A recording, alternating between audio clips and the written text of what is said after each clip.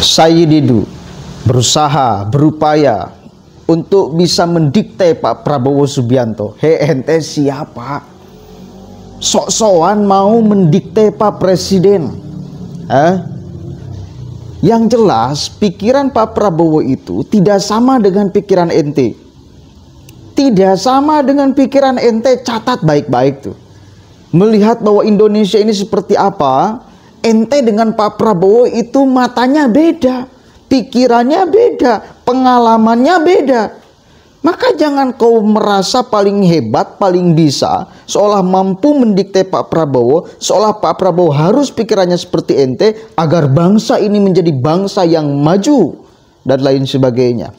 Akhirnya orang-orang seperti Sayyididu dan yang lainnya, Refli Harun dan yang lainnya, itu hanya menjadi bahan lawakan masyarakat. Karena masyarakat tahu itu nggak bodoh-bodoh amat kok. Mampu mempertimbangkan, memperbandingkan antara ente dengan Pak Prabowo. Jangan dengan Pak Prabowo, dengan Gibran Raka Buming Raka. Jauh, baina sama wasumur bor.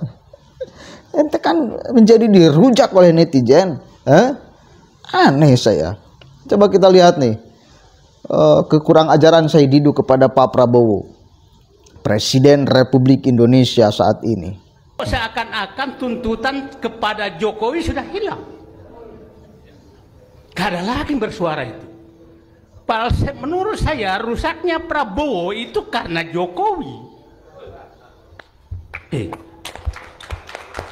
Tapi kenapa sudah nggak ada yang berani menyalahkan Jokowi? Dari pembicara tadi. Enggak lah. Kecuali nanti mungkin nih. Karena begini, kita biasanya kalau pembicara yang paling kita takuti itu yang pertama keluar. Oke? Saya bilang 3 kelompok oposisi di Indonesia itu 1 Habib Rizik, 2 kami, tambah kali FTA, terus tambah siapa lagi? Ada ya. Itu Petis 100 dan enak. Itu semua pendukung Prabowo. Ya. Dan semua anti Jokowi. Mereka beroposisi seakan-akan beroposisi dan tidak ada di antara 3 kelompok ini beroposisi ke Prabowo. Tidak ada. Dia hanya beroposisi pada saat Prabowo menyatu dengan Jokowi. Iya kan, Pak? Nah, kenapa kita sekarang berupaya menyatukan Prabowo dengan Fufu Papa? Kenapa kita sekarang berupaya menghilangkan kesalahan Jokowi demi Prabowo? Saya punya hipotesa, negara tidak akan pernah selamat selama Prabowo tidak lepas dari Jokowi. Itu hipotesa pribadi saya, Pak. Kalau Bapak sudah tidak mau bergerak itu, maka jangan harap Prabowo bisa menyelesaikan negeri. Itu, mohon maaf kalau suara saya tinggi karena saya melihat kok menghilang itu. Nah, jadi agenda kita mungkin cuma Sayyididu kali ya, adalah bagaimana menyingkirkan virus-virus Jokowi di diri Prabowo. Itu agenda kita. Ya, selama Bapak mau maklumi itu, lupakan semua perjuangan ini. Negeri ini akan rusak. Itu, Pak. Jadi menurut saya, fokuskan dululah 100 ini ke depan, 100 hari ke depan, atau 1 hari ke depan, bersihkan detoksifikasi Prabowo. Ya dokter tiba ya. Detoksifikasi Prabowo dari Jokowi. Itu menurut saya agenda yang paling. Mohon maaf, mungkin saya kelihatan emosi karena dari pagi saya tunggu itu. Nggak keluar. Nggak ada yang keluar satupun. Kita dibawa mutar-mutar nggak jelas. Kan? Padahal masalah negeri ini adalah adanya Fufu Papa, adanya Jokowi yang masih mempengaruhi presiden yang selama ini kita dukung. Kita semua dalam ruangan ini adalah pendukung Prabowo. Ya kan, Pak? Oke, mohon maaf. Oke. Nah, sekarang lupakan semua agenda itu, harapan itu. Judulnya pun saya harapan dan kelanjutan. Kalau saya judulnya atau kelanjutan, udah tidak ada keterlanjutan. Kalau Anda memilih masih ada kelanjutan, hati Anda masih berdua bahwa Anda pendukung kerusakan Jokowi. Itu clear. Ya. Teruntuk Pak Syahid Didu, ya, yang kaya asu, ya, yang mintanya digebuk pakai kayu dan dijebleskan ke gardu karena selalu bikin gaduh, ya. Dengarkan Pak Syahid Didu. Saya ini termasuk orang atau termasuk warga negara yang memilih pasangan Prabowo Gibran, ya. Dan pasangan Prabowo Gibran dilantik sebagai presiden dan wakil presiden itu karena sudah memenangkan pemilihan umum, sudah melalui tahap-tahap itu. Berarti itu membuktikan bahwasanya sebagian besar masyarakat Indonesia, lebih dari 50% warga negara Indonesia itu percaya kepada Prabowo Gibran. Masa kau sudah tua tidak paham itu, ya? Masa kami ini yang lebih dari 50% yang sudah memilih Prabowo Gibran disuruh mengikutkan pola pikirmu, disuruh mengikutkan cara-caramu, cara berpikirmu, ya nggak layaklah kau. Begitu.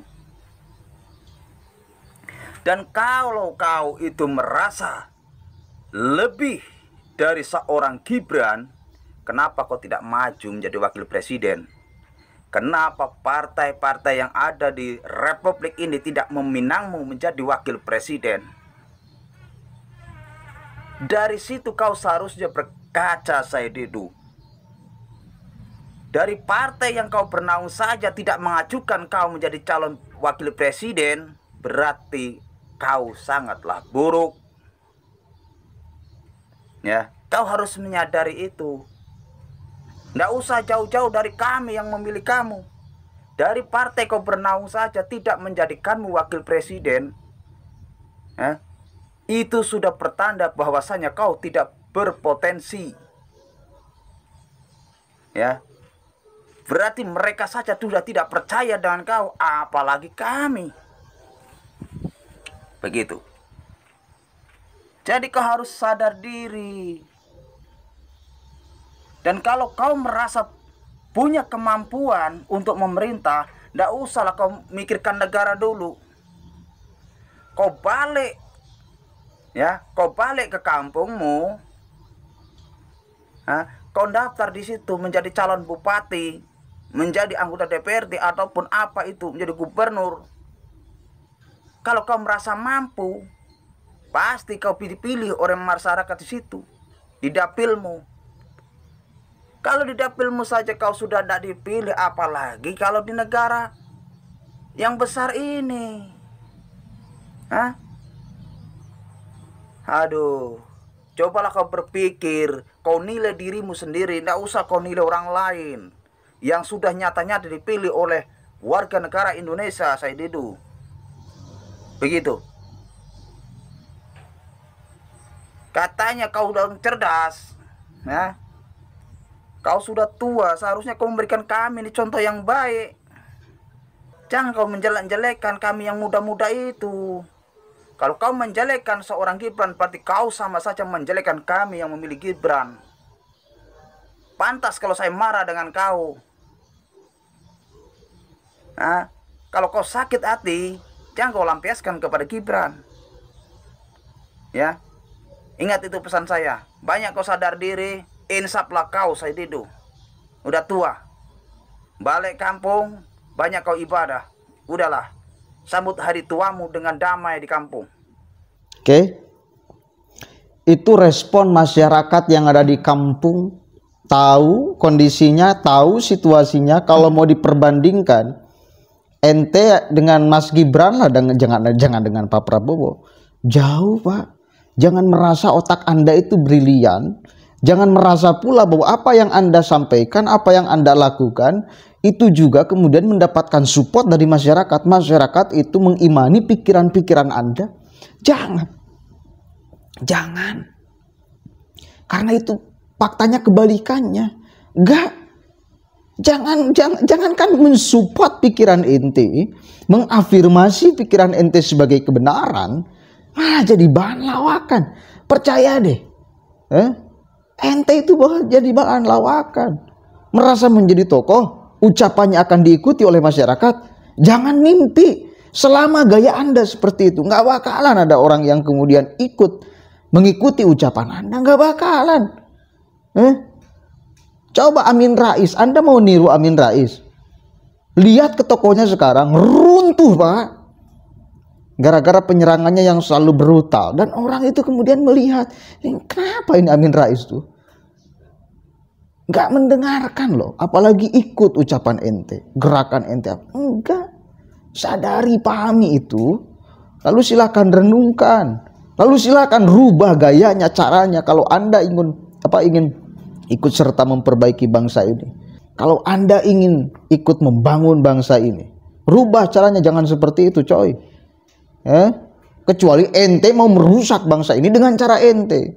Merusak masyarakat, terus diberikan pesimisme dengan cara brutal ente.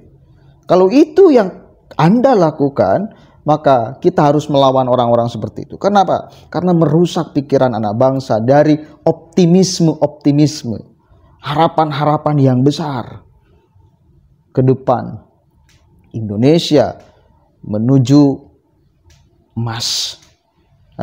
Begitu ya. Kita punya kewajiban untuk melawan orang-orang kayak gini.